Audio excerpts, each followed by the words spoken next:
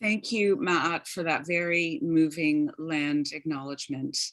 I'm Julie Scott, Director of Oikocredit Canada, and along with my colleagues at Oikocredit US and my friends, Ma'at and the others at Social Economy through Social Inclusion, or SETSI, I am so excited to be hosting today's webinar to celebrate International Women's Day and discuss women in cooperatives. And what brings SETSI and Oikocredit together is a shared belief in the cooperative principles and values of caring for others, democracy, and equity. So just a bit about us. SETSI is a broad coalition of executives, social entrepreneurs, social community organizers whose mission is to create prosperity through social innovation, diversity, and inclusion.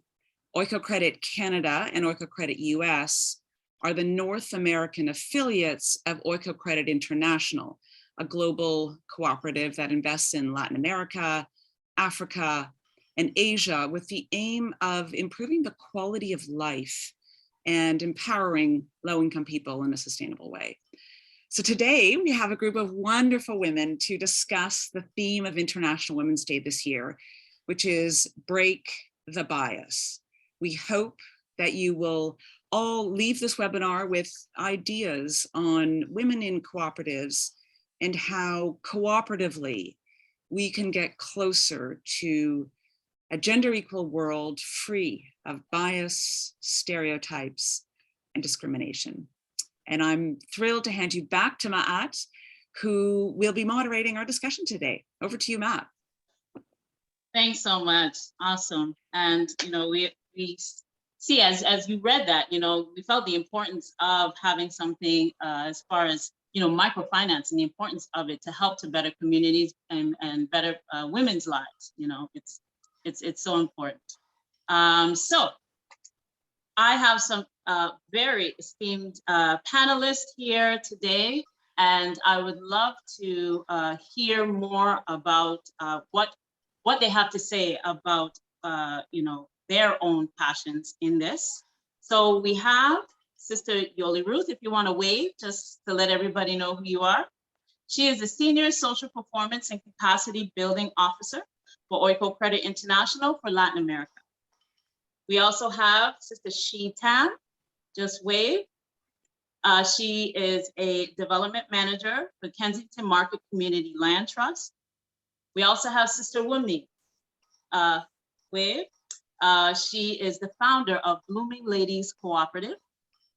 And Sister Corinne, I'm sorry, has she entered the room? Just to. Not yet. Okay, no problem. But when she does come, she's a portfolio manager for the Adrian Dominican Sisters Community Investment Program. All right, so we have a total of 5 questions to ask each panelist. And since we have the 3 right now that we'll speak with, Sister Corinne, when she does come, there'll be questions that will not pertain to her, but the rest we will ask the 5 questions. Okay, so we allotted 45 minutes, but please feel free. Don't feel constrained that you are bound, but we have to respect time as well. All right. Okay, so let's take it down the line. Sister Yoli Ruth, this first question is for you, and everyone will be getting the same question. Okay, so the first one is, how did you come to work for a cooperative, and what biases have you seen firsthand impacting women?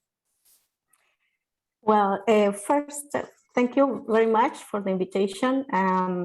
Well, actually, my first internship was in a for-profit organization, and that was the experience I had that was not good, actually, and where I saw the discrimination of women in this company, that I decided that I didn't want to work for a for-profit organization, or maybe go to other organizations that had more a social mission.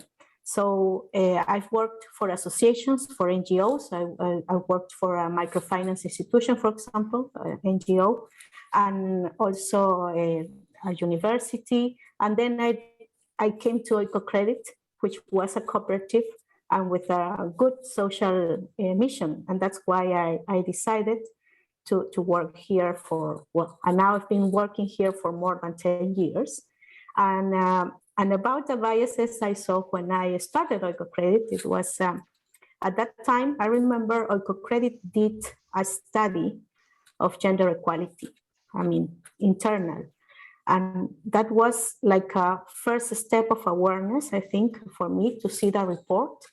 And I saw that there were many challenges that we had to work on, like, for example, the salary structure of women, the participation of women in the management team, in a management board. So these were some of the conclusions of the study. And for me was like an awareness, no? Because sometimes we don't realize that. But when you see that written in a report, then yeah, I saw that there were these gaps. And yeah, of course, after 10 years, I've seen that many things have been improved, you know, in that sense. The salary structure, maybe some policies related to the participation of women in the board, in the supervisory board, and also in the management team. No, we have now our director is a woman. So I guess those are the, let's say, we need to have like a diagnosis to see what's going on and then to work on that. And I think Oikocredit has worked on that until now. Wonderful. Thank you so much for sharing that. Okay, so next we'll go to Sister Shi. Do you want me to repeat the question? How did we come to work for a co-op? And what biases have we seen firsthand? Yes. Is that correct? Yeah, so my name is Chi Tam. Very nice to meet you all. It is not intuitive at all that I would have come to work in the cooperative space, and my involvement in many different corners of co-ops is too varied to chronicle for you all now. I will just say that I was trained as a planner most recently. And so my focus to doing community-based work is place-based first and foremost. And I have a mind for things that are neighborhood-based, more specifically in my work in Chinatown. So my particular focus right now is Chinatown, in which I've seen various cooperative initiatives like fail and come and go, and also things that don't use the terminology cooperative but are incredibly aligned in their democratic management, even if they don't decide to use that specific incorporation structure. So right now I'm dedicating the most time to the model that is called the Community Land Trust, which is also similarly a democratically managed and very aligned model, but for many reasons you can think of it as a multi-stakeholder cooperative that democratically manages property, urban real estate in particular, for community benefit and to address specific crises. And right now we're seeing the crisis of gentrification, which is extremely racialized in Toronto's context, and also the housing crisis, which is incredibly class divided. And so it's been very useful to address community need with a cooperative strategy. I will say to the second part of the question that I recognize that I'm young. So I have not honestly had direct, explicit and very, and very, let's say, sort of stereotypical biases that I have experienced in the traditional sense. But it is glaringly obvious to me that as I search for mentors and as I try to look for older women to counsel me, it is hard to find them. And I find like I feel like I find like a golden goose egg every time I find like a senior woman in leadership in cooperative sectors. Every time we're looking for resources, every time we're looking for funders, I'm lucky and benefit from being in very almost nuclear and bubbled spaces that, because cooperatives are created by communities who are mostly marginalized in some way to address a specific need that they're currently experiencing, right? Whether that's food, whether that's marketing, whether that's like a mentorship initiative, whatever it is. And so like the most recent cooperative that came and went and failed in Chinatown was the T-Base. arts collective, which still exists. You can go look them up. T-Bay still exists. It's a beautiful queer arts community space. It wanted to convert itself into a cooperative for sustainability reasons. And everything about that space itself was incredibly gender diverse, really expansive, really like a really safe space for a lot of people, especially transgender individuals in like a very conservative and traditional neighborhood that has cultural values where, you know, honestly, a lot of Asian young folks who live in Toronto would typically be able to hold their hands with their partners anywhere else except for Chinatown. Ironically, even if Chinatown is their own cultural, you know, neighborhood. And in doing projects like that, we have incredibly safe spaces for folks who are women and also just outside of the gender binary. But the biases become obvious every time you try and take a project like that and interact with an external force.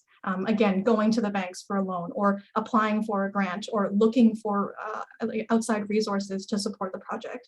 And so really it's an ecosystem problem, I guess is what I'm trying to highlight.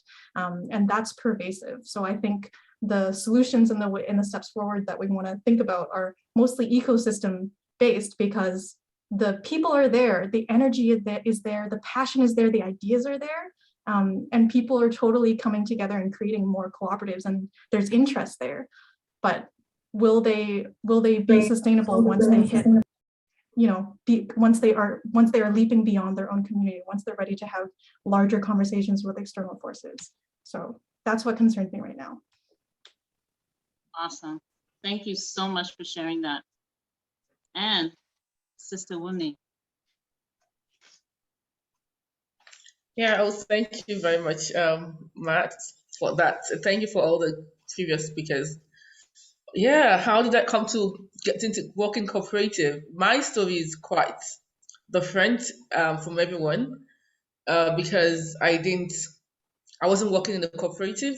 I didn't go out looking for work or things like that in the cooperative. I started Blooming Ladies in Calgary sometime back in 2017, 2016 as a new immigrant in Calgary and attended various newcomers classes. And I met a lot of women that were doing so well back in their home country, either having businesses or professionals, and they come over to Canada and they find it difficult to transition easily into the system and start or continue from where they stopped. And many of them were just doing jobs just to get by. And it got me thinking because, like, okay, two things. This was not happen to you, Wunmi. And two, how can you help other women to change their stories so that they will continue to thrive and not just survive? Because what I saw that these women were surviving, they were not thriving, they were not doing their best. The dreams they had faded away, or was like it was lost. So that's where my own story started from. And what I decided to do was to have series of events, trainings, and talk shows, and sometimes have different speakers. And at first, I was going to. So we started meeting together in Calgary, just to really encourage women or inspire them to go after their dreams, to start their businesses, and just to continue to thrive and not just survive. Just to make them know that, you know what, you don't have to throw away your dreams or your passion because you're in Canada. And many of them had grown their businesses to a point before they came, or they're already in management, or they've grown actually their career also. So that's where I came from. And then we continued after that. We have a member-based. Come 2020, that was like, and I started thinking, okay, what next for Blooming Ladies? What next? What can we do next? And I started a lot of research. I knew I wanted something that was member-based, that was member-run, that members will have a say on what we do and how we do it. And that was where my research started from. I started searching what was the best business structure or to go about this. And I stumbled on cooperative. I think for me, the first cooperative that I saw that I was intrigued about was, I forgot its name. What's this name? Just ran up my head now. Mondragon in Spain. Mondragon, one of the biggest cooperatives, about 50 years old. and I saw how diverse they were, and how many companies they own, and how they've grown, and how they've helped their communities. Right? They had most of the people that were hiring were from the communities, and then I was intrigued. I was like, wow, this can be. I started researching into cooperatives, also cooperatives in Canada. So that's how my own story started from. I'd never worked in another cooperative. I didn't know about it until my journey of researching how can we change, how can we make this better, how can we make it member owned and members to have a say in how we do things and how we run things. So yeah, that's how Blooming Ladies Cooperatives came about. Just a way to make women, to establish women, to give them economic power, to give them a say, to help them know that you don't have to push your dreams apart, that you can grow yourself, that you can thrive, you can bloom wherever you are. So that's my story about coming into cooperatives. And Blooming Ladies was incorporated end of 2021, but we started fully last year. We're still on a journey looking for how to grow ourselves, how to increase our economic capacity as women, and just give us that power that we really, really need. Thank you. Amazing, amazing. Wonderful, wonderful to all of you. Thank you so much for that first question. And next question. So I just wanted to be, just to double check, Vishali, Sister Corinne is not here, right? Because I have a question for her. Not yet. Oh. She'll be joining a bit later. I'll flag it. Okay. Okay. So we'll continue. Yeah. Okay, thank you. All right, second question. So which cooperative principle, as you see on your sheet there, what do you think is the most important for breaking biases? So again, we'll start with Sister Yoliru. Yes. Well, I have to add to the previous question also that within Oikocredit, we work with a lot of cooperatives, especially smallholder farmers cooperatives. And of course, the gender equality is still something to be developed. So for us, the principles maybe that are more important is the concern for the community and also the education and training.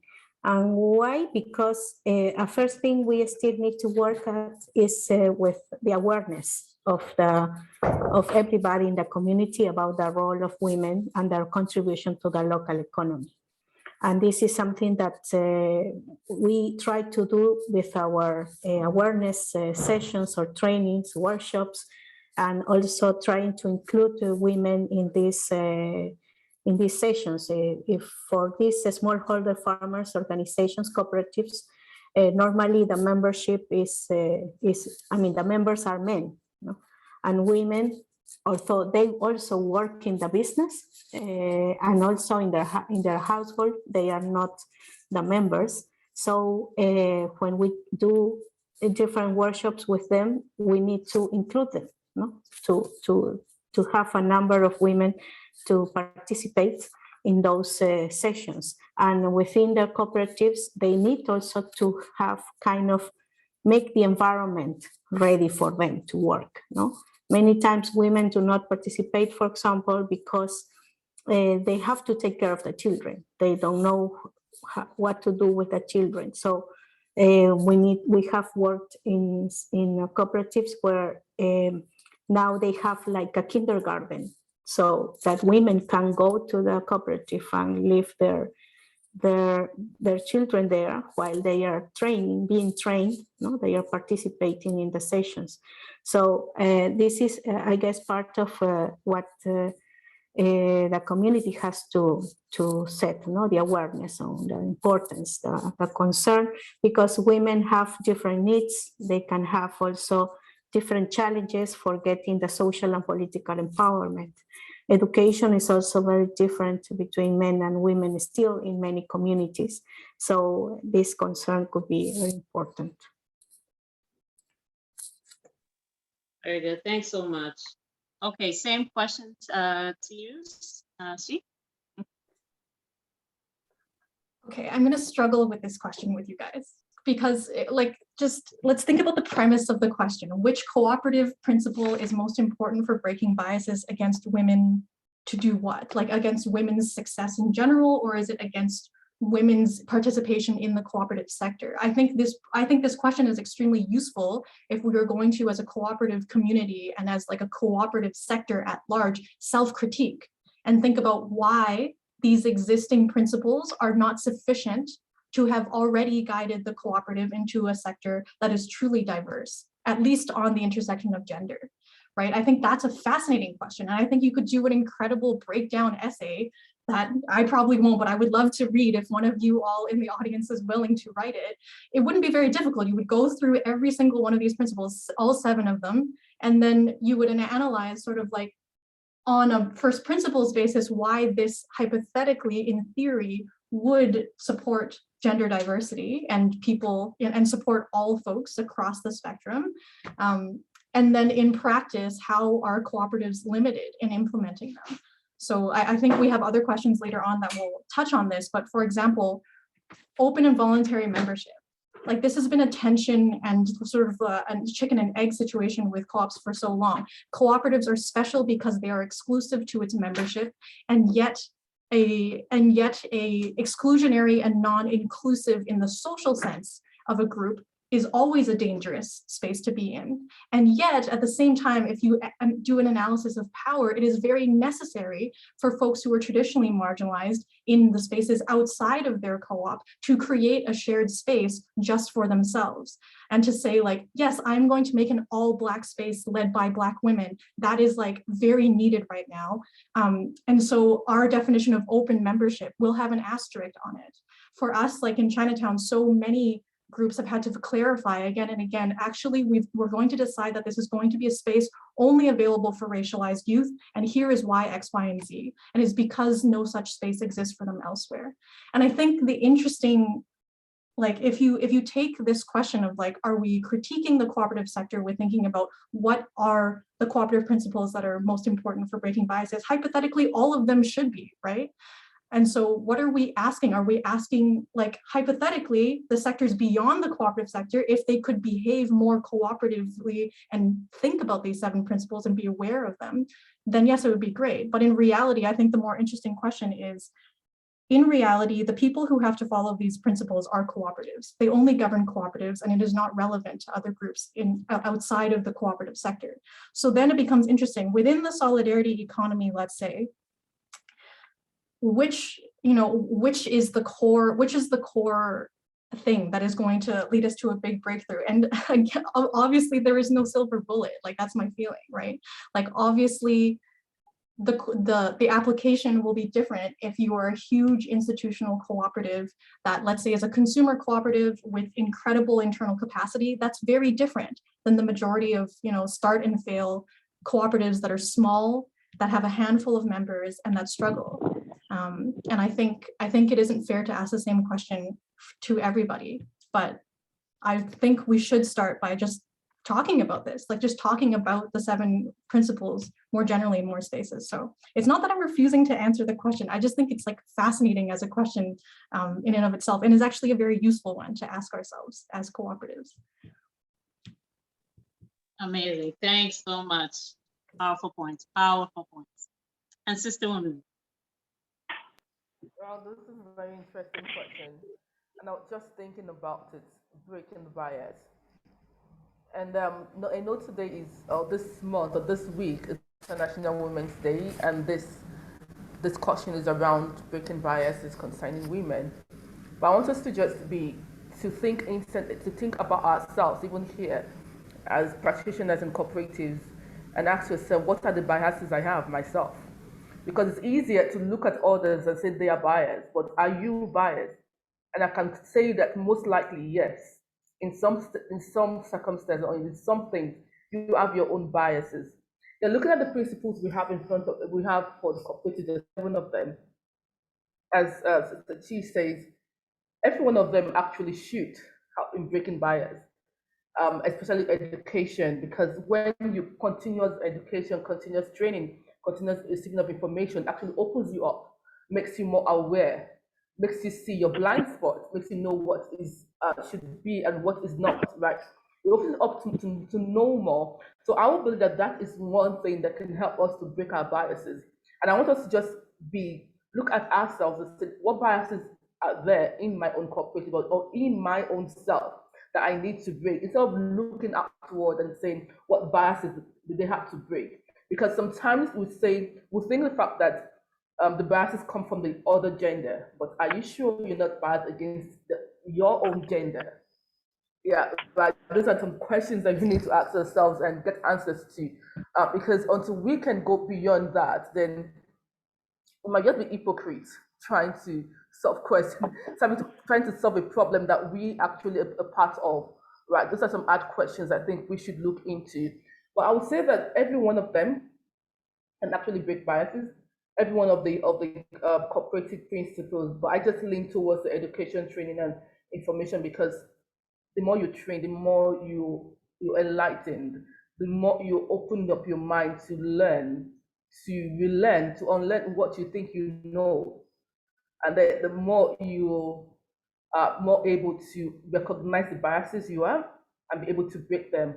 And the more you have the power to really own your own voice and speak out, right? Speak up for other people and speak out for other people. And I think the cooperative model is the best model to do this, because it is member owned. Members have a voice. Members can speak and say, well, this is what we want.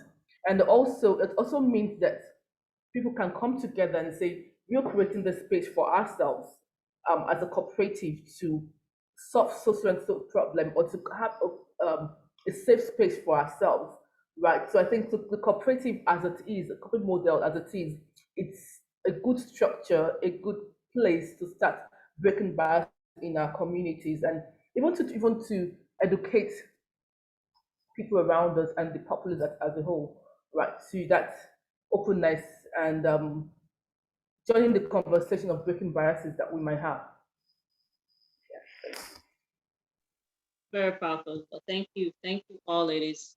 Excellent answers to the question. All right, so we'll get on with question number 3. Okay, so gender equity is increasingly seen as a pillar for sustainable economic development and broad social well-being.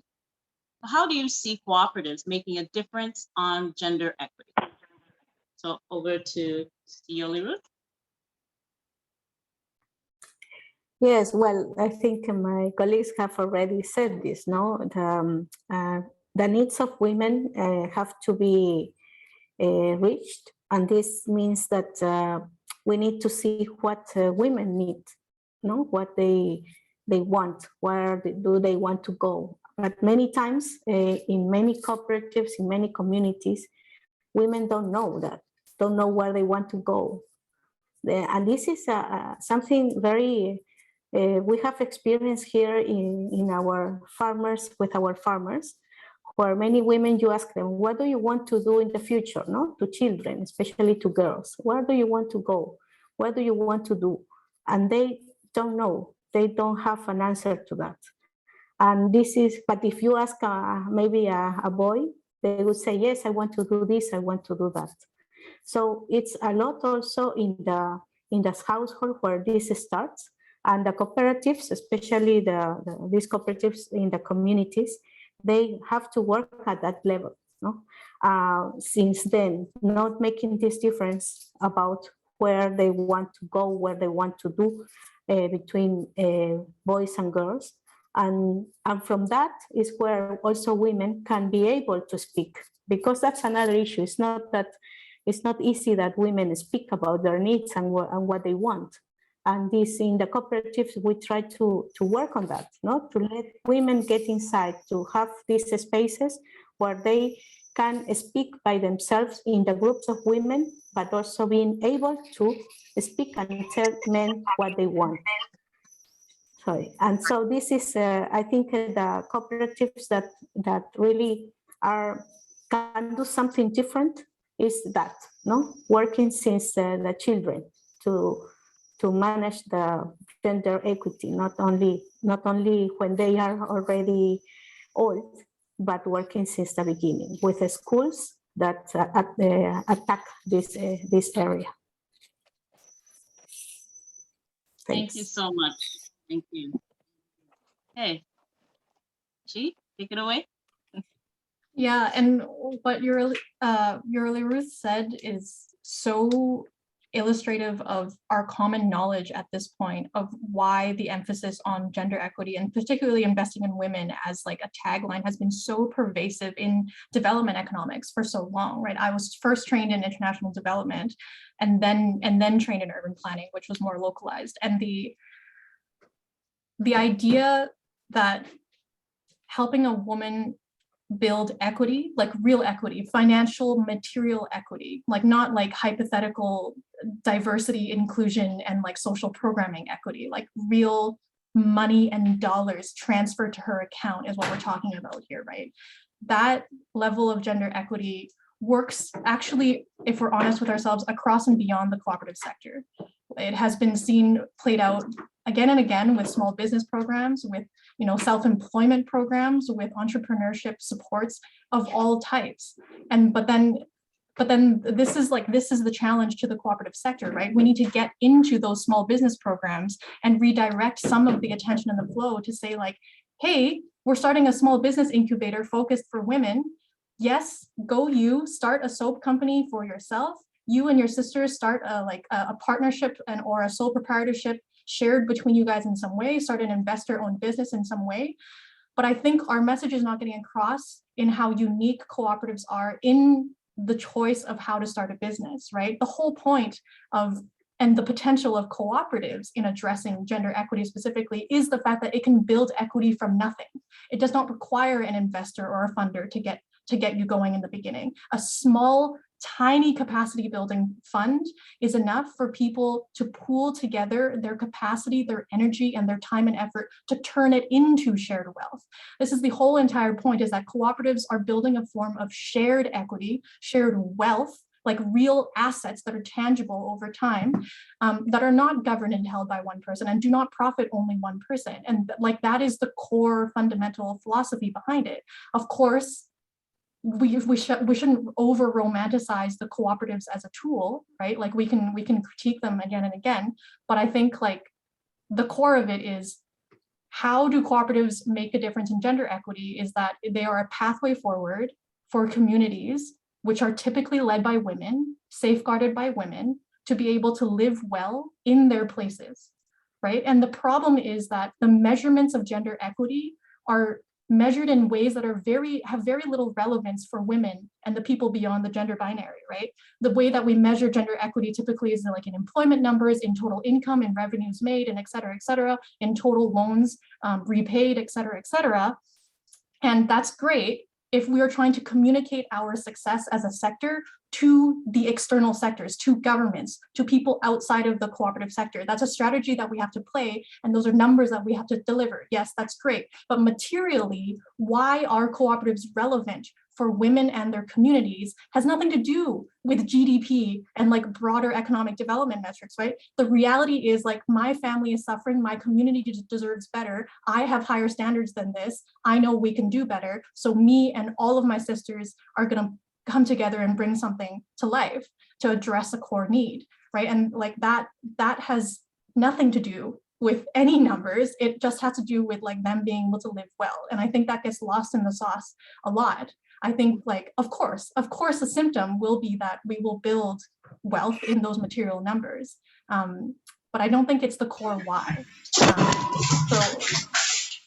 So I will hand it back to you, Matt, and me.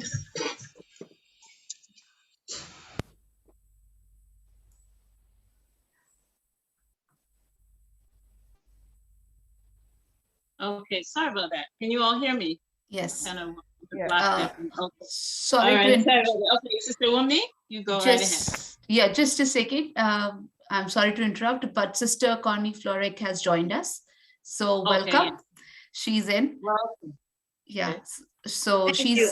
yeah. I apologize for being late. I had the wrong date. Not a problem. So we'll ask the questions at the end. I think that's what was suggested. Is that okay, Vishali, or was another? Yeah. You want me to ask the questions or wait till the end?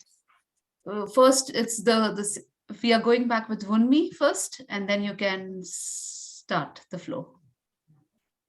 Okay, so Okay, so Wimney, you go right ahead, answer that third question. Okay, yeah, thank you very much.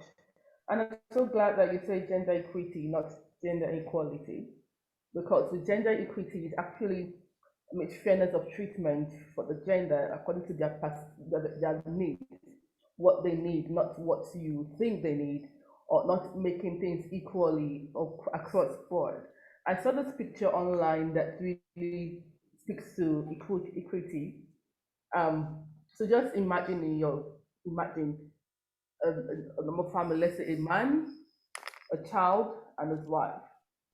And assuming that the man is taller than the wife, and of course the child is younger, let's say 4 years, 5 years, and they're trying to watch something across a wall.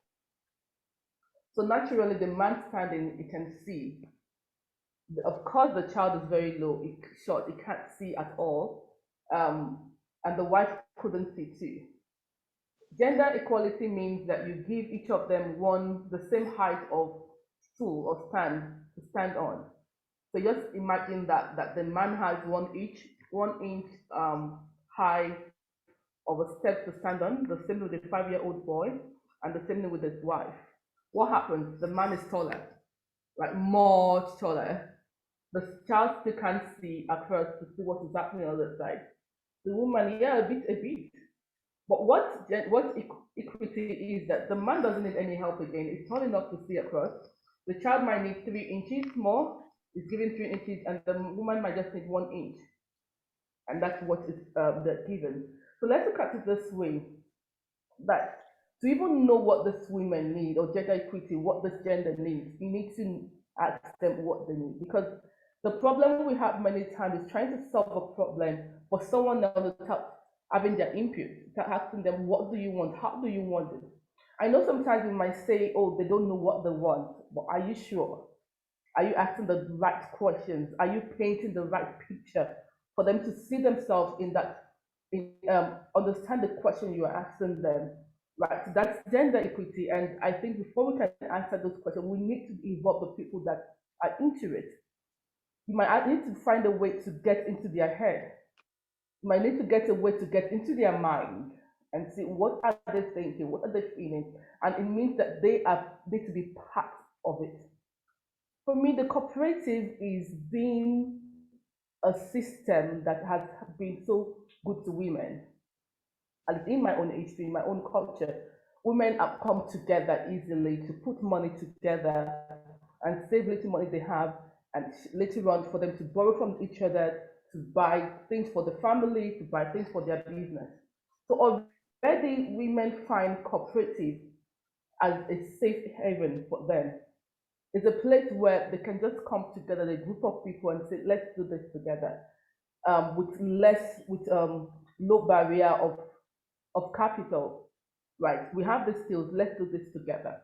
I have countless number of stories of how women are able to take care of their family through cooperatives, to coming together with 1 or 2, 3, 4, 5, 6, 7, 8 women in the community. Let's put money together, let's pull our resources together so that we can achieve our economic goal.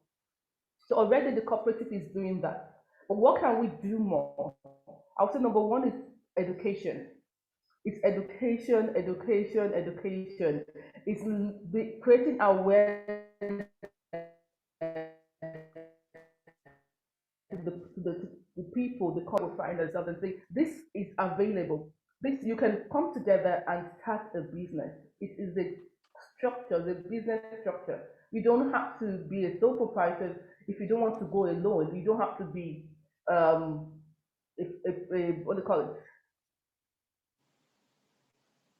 Incorporated company, though of course for cooperative it needs to be incorporated also, but give them the option for them to people to know that it exists and we can use this to grow. So already for me, I look at cooperative and think that it is a wonderful vehicle for gender equity. It is a wonderful vehicle. The barrier is low. Women feel more comfortable in the community, and that's what a cooperative is. The cooperation among women comes, not being biased here, comes easily to women than to men. It's something we normally do. We love community. We love coming together. So now just put economic value on that coming together. Add something, add another layer to it. That's what we're saying. It's not we just coming together and just talk. Yeah, we can talk, we can have fun. What can we do something more with what we have already, with the resources we have already in enough? Can we do more with that? So the gender equity is something that is already embedded in the cooperative model if we know how to share the good news, so to speak, for people to know more about it. Thank you. Awesome. Thank you so much. Thank you all. Okay, so welcome, Sister Corinne. So glad that you're able to make it. What I'm going to do, I'm just going to backtrack a little and ask Sister Corinne her question. And is that okay with you, Sister Corinne? That's fine. Awesome. Okay. So why do you invest in cooperatives, and how have you done that as a non-member? Well, thank you so much for allowing me to be a part of this conversation. And I really appreciated the little bit I got to hear of the women who are actually working in cooperatives, because some of the things that you said are exactly why we invest in co-ops and how. You know, I've been investing in co-ops for about 40 years, and I don't do direct to cooperatives internationally, but I do through Oikocredit or through other intermediaries into cooperatives. But in the United States, I have invested directly into cooperatives as a non-member.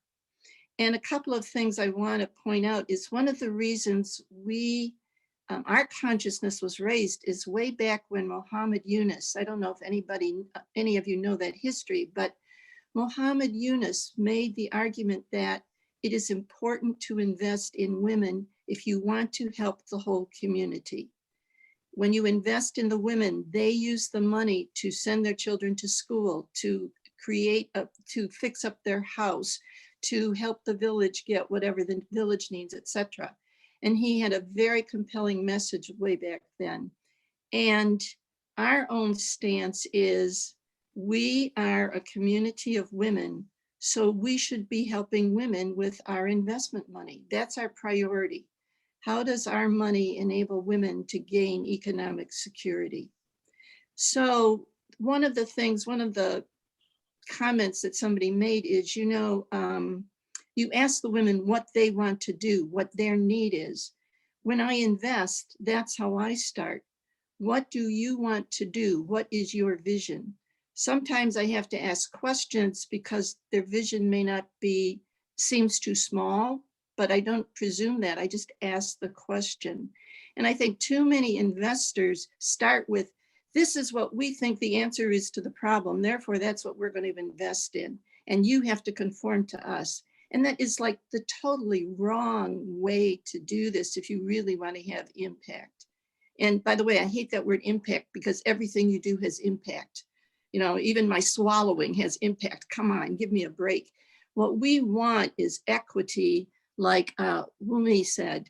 You know, it's about equity and it's about opportunity and it's about helping people gain assets or wealth in the good sense of the word. And one of my arguments is if you're an investor, you already made money. Why are you trying to make more money off the backs of the poor? Stop it. Use your money for social good. But when it comes to cooperatives, one of the difficulties is that I don't want to have equity in the co-op. That's not appropriate.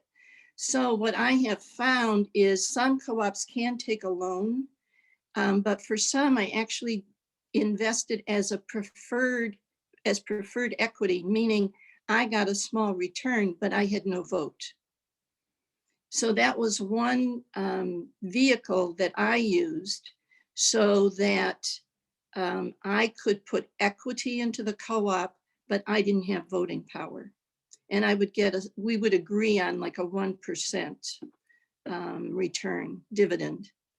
But in the States, I have been able to do loans to many cooperatives. I invested in Equal Exchange, which many of you may know is a worker cooperative. We were the first investor when they were starting up, especially because they were,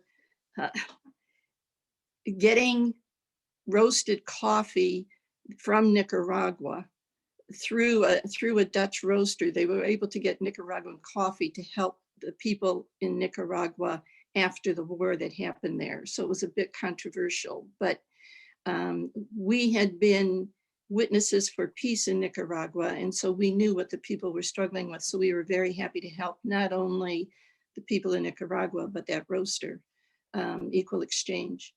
So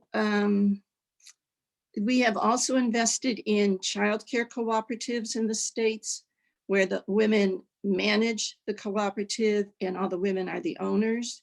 We have invested in women wanting to do printing and print things, women's books, etc.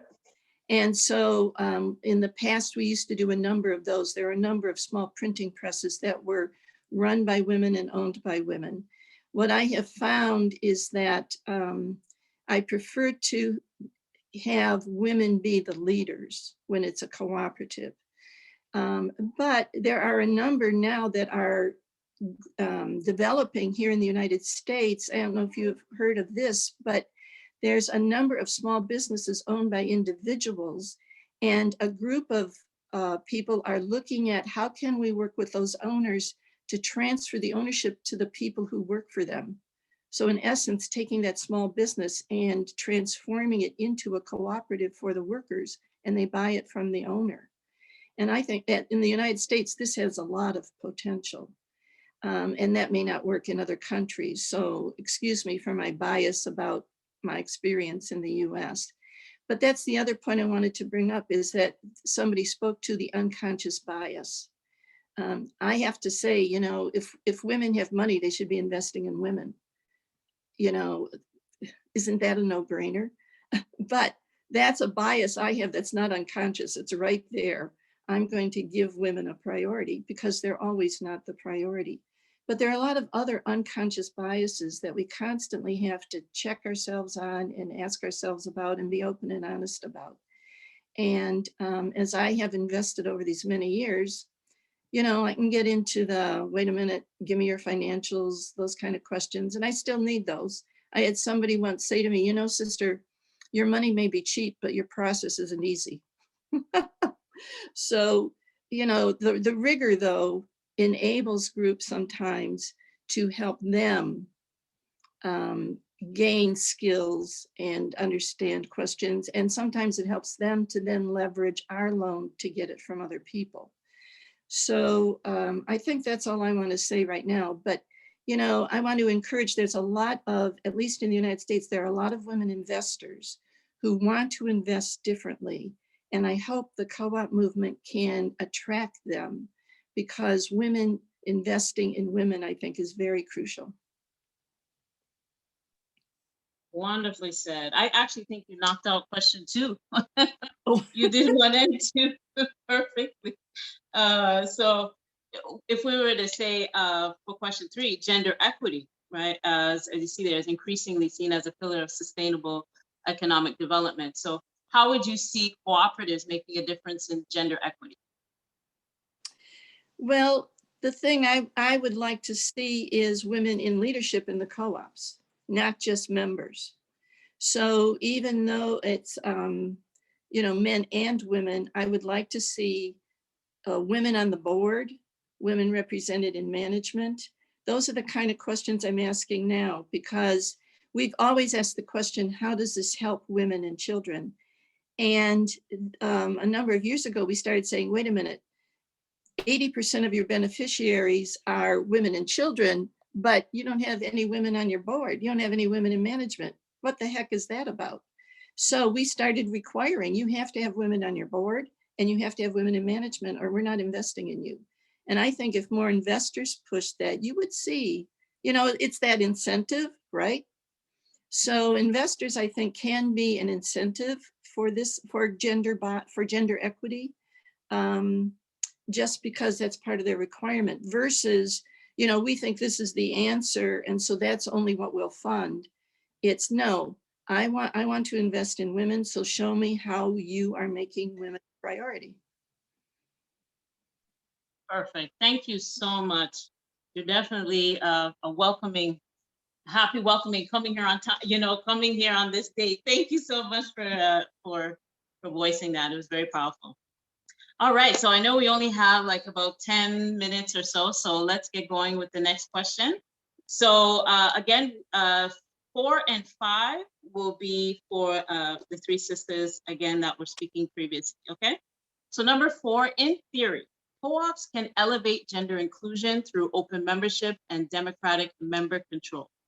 Is this happening, and how can co-ops do better on inclusion? All right, so Sister Yoderu, take it over. Yes, thank you. Well, as I mentioned before, the policies are important, but and these principles, help. But definitely, we need to do more in order to get the participation of women in cooperatives. And as mentioned also before, we need to create the environment, and this environment starts from the awareness women have to participate. That's the first thing. If they don't want to participate, if they don't see it as a benefit, it's also, they will not, even though you have all the norms and policies so that they can participate. The second thing is related to the resources to being able to participate. As mentioned, many women, for example, that have a lot of the burden in the household, and they have small kids, for example, they cannot participate in the meetings or in the trainings because they need to take care of the children. They don't have time. They are very far away. So the cooperative needs to create this environment, allowing them to participate in the sessions. And because it's like the egg and the chicken, because if you participate, then they will get also educated, and learn more about the cooperatives, and they can be able to be part of the decision making, also to set their opinions, to speak, to not tell what they want.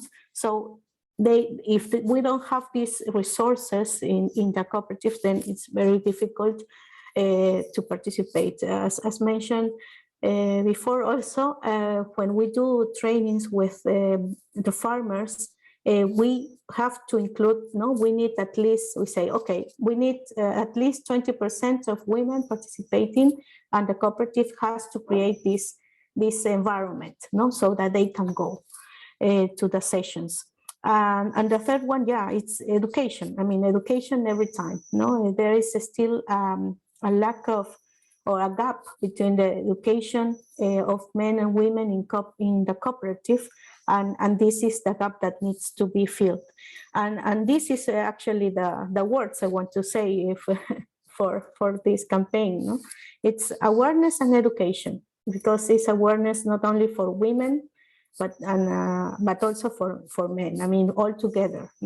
It's we've had some sessions where we put together men and women, and women were able to tell men what they like of being women and why they didn't like. And the same for men, what they like for being a man and what they didn't like. Because you can find out that there are there are things that men and women didn't know, and that they realize, and they try to do something together, because I think this is important. The programs of women are very good also, because it empowers women, but also at the end, we need to put them together, and that they really are aware of the importance of gender equity, men and women. So for me, it could be education and awareness for everybody. So that's something we need to work within Oikocredit, and also try to do the same with our partners, which are cooperatives working with men and women. Thanks. Thank you so much. She, take it away. I'm going to pick up where you just left off, which is like starting to ask the question of like, why would we want to participate in a cooperative that is already led by, let's assume, white and older men, which is definitely the case across like the largest and, let's say, the most established cooperatives, quote unquote, in Canada. whether they're housing cooperatives, whether they are credit unions, whether they are large insurance companies. And who, if not men, made the decision to sell Mountain Equipment Co-op to an American investor-owned company and have us lose one of the most incredible community-owned assets in outdoor gear that we've had for a long time. I think this question of whether or not, like in theory, yeah, co-ops can elevate and do a better job of gender inclusion and all forms of inclusion, like intersectional inclusion, racial inclusion, et cetera, which always go hand in hand. Through their open membership principles and through their democratic member control, i.e. everyone has one vote hypothetically, but who is more engaged than others? And I think in this regard, co-ops are not special, right? Co-ops are part of society, and society is patriarchal. And in every space, we go back to the space that Winmi was making earlier, which is like, our internalized biases are incredible. I can behave in a very patriarchal way in a space with just women because it's learned behavior that we're adopting and taking from other spaces in our life outside of our co-op. And so it doesn't necessarily mean the presence of men in the space or masculine entities in our space. It's the thinking, it's the governance structure, it's the process. It's like, how do we envision our relationships with each other? Oh, there will be a president and there will be a secretary and there, et cetera, et cetera. Well, I see this constantly being blown apart in especially the queer co-ops that try to come together. The most recent co-op that tried to come together in in Chinatown, we were writing the bylaws for the co-op and the roles that would describe the board members. And they were like, no, there's not going to be a president of the board. Absolutely not. There's going to be a scribe, and all of them are going to be hot pot ingredients. And we're going to describe our board as a rotating hot pot. And there are sauces that are some of the special advisors, and there are some ingredients, and each person is an ingredient, but we're all coming together for this communal meal that's very traditional in Chinatown, i.e. a hot pot, which is just like literally a hot boiling pot of water of soup, and everybody eats together in that shared pot. So there are all these other metaphors beyond the metaphors that we have learned from many patriarchal and honestly military modes of organizing ourselves and relating to each other that we continue to borrow. And that's pervasive. That goes beyond just the literal numbers of like what proportion of your membership is gender diverse and women beyond men. Like that's a really much deeper thing that we all constantly have to work on, including myself. And we see it come out in extremely queer spaces still, this struggle of like our learned behavior and this new relationship that we want to be building with each other in the co-op. And then it's even worse. We get to the point where we're done and we're so happy with our new board structure. We're about to like launch our worker co-op, and it's going to be super radical and super different from all those other boring boards out there. And our governance is going to be so rad and democratic. And then we take it to the bank, and then our credit union says, I don't understand any of this paperwork. It makes no sense. We can't finance this. And then now we're in this, now we're hitting another wall, and we're in this exercise of having to translate ourselves and the things that feel so authentic to us to someone who doesn't understand, who just doesn't understand either what it is like to be a woman, or what it's like to be gender diverse, what it's like to be transgender, whatever it is. You're suddenly now doing this exercise that is so futile. And this is the question that women in all spaces ask themselves, in corporate spaces, in business spaces, in wherever. It's like, is this the space where I'm going to invest my energy to fix, to make better by my presence? Am I really going to volunteer my time on this board that is so outdated, that would take so long for me to teach them and educate them, and so much free labor, emotional labor, to teach them how to think better, to think and do more racially inclusive and gender inclusive things? Would I rather spend that energy building my own co-op instead of improving the one that already exists, that sure has more money and more institutional power, but why wouldn't I just build my own with my friends? And we will get to that point. And ideally, I would love to see this new wave of co-ops that are creating their own spaces, whether it's just for racialized youth in suburbs, whether it's a co-op that's just for Black women running an online marketplace that's super successful, whether, you know, it's whatever it is, these specialized spaces that are safe. And I want them to succeed. And I want them to succeed to the point where they cooperate with each other and buy out that old school co-op one day and transfer all those assets over and subsume them under their new brand. So that's kind of where I would like to see us go next. Love it. And what I'm excited by. I love the passion that you have. It's amazing. Thank you so much. And before Sister Wilney comes on, if anybody does need to go, this is such an important discussion, but we totally understand that if you have to drop off, please do.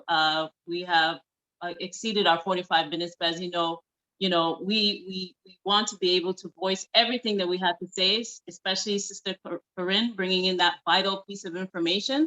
So if you do need to drop off, please do.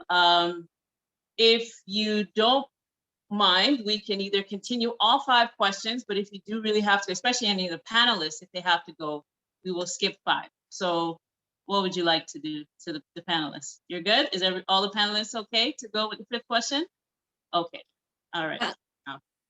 Can I just react to Chi and say, that's why we try to find groups that you're talking about to invest in, because there are some of us around who are not banks and will work with those groups. So let me know. Awesome. Thank you. All right. So quickly the last, oh, sorry, Sister Wilney. Oh, please forgive me. Oh, I forgot. Yeah. I could never forget. So you go ahead. Go ahead on the. Thank you very much. I like what she said. I like what she said, and yeah, taking it from there, because I keep thinking that some years back, some 100 years, where the communities were still really patriotic. That's when all the big cooperatives were founded in Canada, at least. But things are changing, and we want to be more inclusive.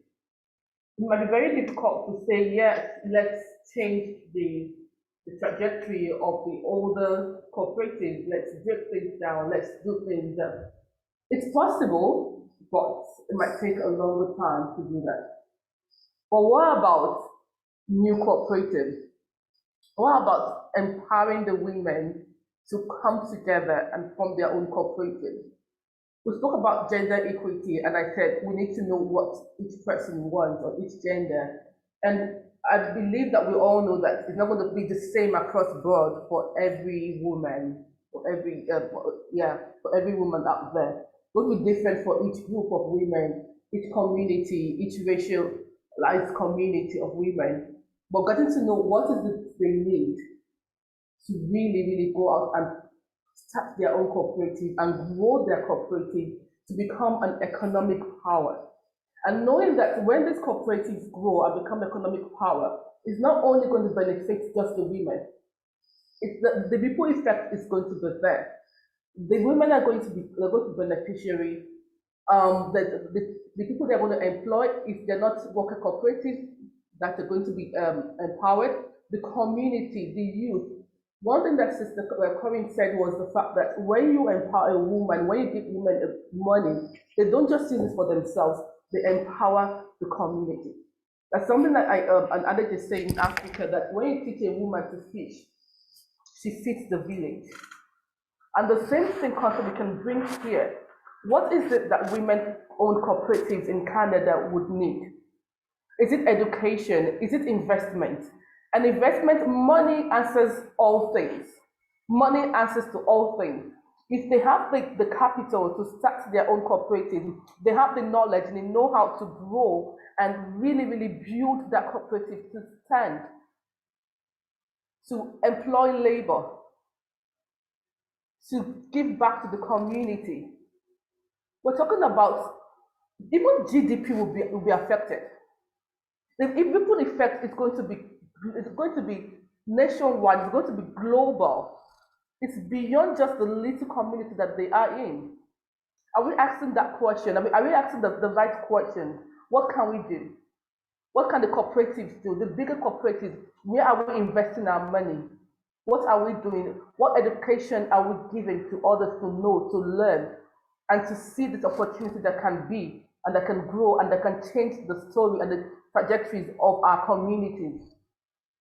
I think for me, it's beyond just saying, yeah, the big cooperatives should have more women. Yes, they should. Because I know that in those cooperatives, they have women that have the skills, that have what it takes to lead. but maybe they don't have the opportunity, or maybe they're not even, the women not speaking out. That's why women to need to speak out and speak up and help each other to grow to get there. Thank you. Beautiful, wonderfully said. Thank you so much. All right, so let's get to number 5 quickly, and we'll keep the answers as short as possible, short and sweet. All right. So number 5, can you give us 1 or 2 words to summarize your call to action to break the bias, the theme of this year's IWD?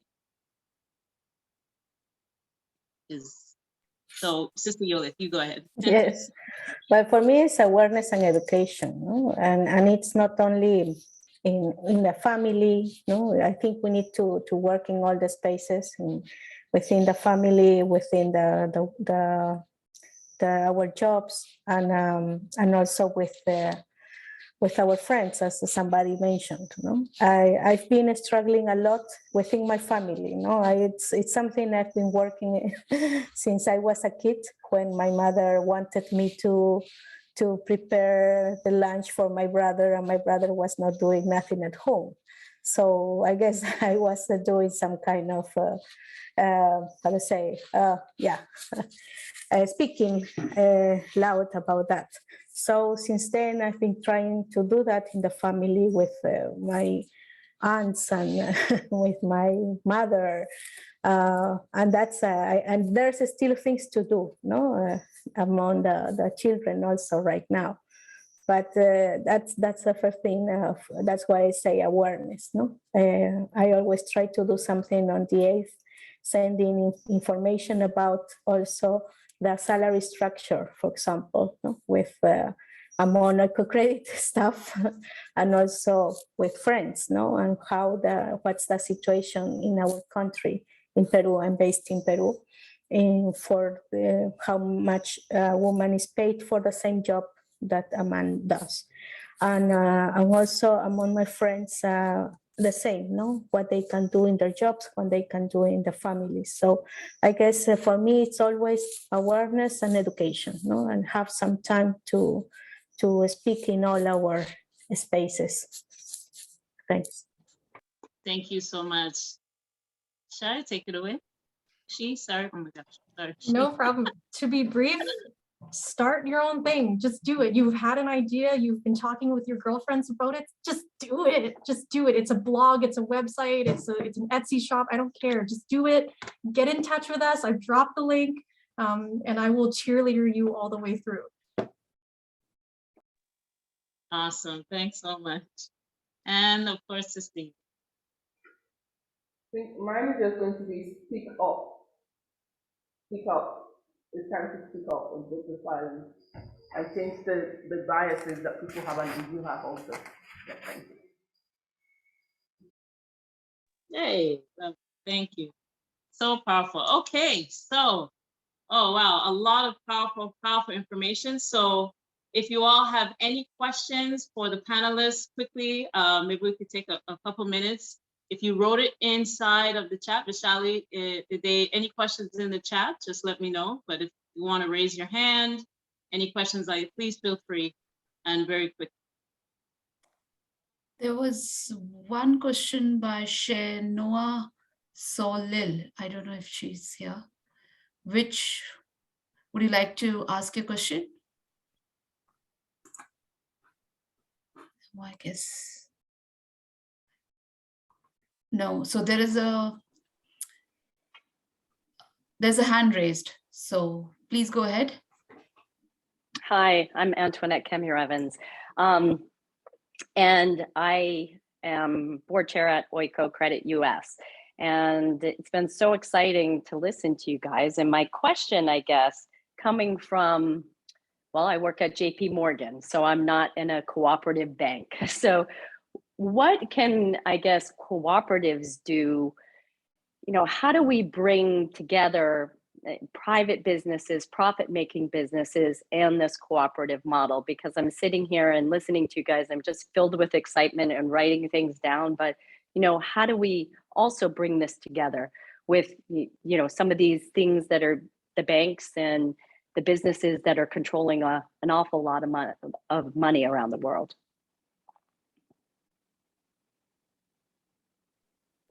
Anybody can jump on that. There are a number of groups in the GIIN, that are trying to work to help other investors to get involved in doing what is called impact investing. And as much as I hate that word, etc., there is a movement to try to get more and more people aware of doing investing differently. And I would hope that there's some, I'm sure JP Morgan has a CRA department, and so you're looking at what to do in this field. But, you know, to get in touch with the grassroots groups and just learn from them, I think is a good first step. And the other thought I had was, you know, Grameen Bank has been able to leverage a lot of money. And I wonder if Oikocredit could work with even the Grameen Bank, like there's a huge one in the US, etc., because they're working with women. And why couldn't they also fund co-ops as well as individual women business owners? So constantly looking for people to cooperate with. And there's a number of, in the US, and I have to talk US, I'm sorry about that, but you know, in the US, there's a number of social venture groups that are trying to say, how do we use our money differently? There's a group called Resource Generation, etc. Young people who are going to inherit a lot of money and they want to invest it differently. So there's a lot of ferment going on about this. And hopefully women's voices are saying, and make sure women have equity.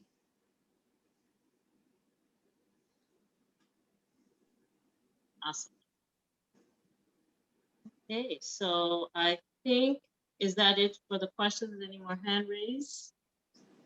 I mean, I would just, Sorry. I'll just briefly say that I think the traditional finance sector is deliberately not given an option into a lot of cooperative sectors. And I think like one myth to definitely help us break out there is that cooperatives are fully for profit. There are many cooperatives that are fully like with a profit intention are there to, they just distribute them equally amongst the owners, that's all. And so in a way, I don't know why the more conventional finance sector doesn't think about cooperatives as a way to guarantee a very diversified like responsibility and ownership. Like that's the thing that's really its strength, right? It doesn't rely on just one person. There's always multiple people accountable to the organization, and you're not just investing it all on like one person who might go through a divorce and then all of the money is out the window, like, and then their business goes down the drain.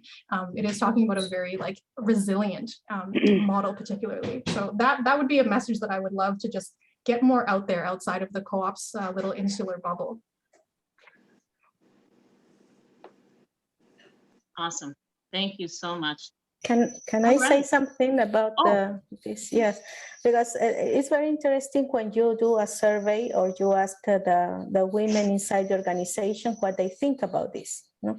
So if I were in the bank or something like that, I would do that. You know? Take information what the women think about this gender equity, for example, or maybe to everybody. You know? To see what's the situation, what's the diagnosis, as we say. So based on that, you can start doing things on awareness and education. Exactly. All right. Thanks. Thank you so much. What a powerful session that we had. I'm so honored to be a moderator for this.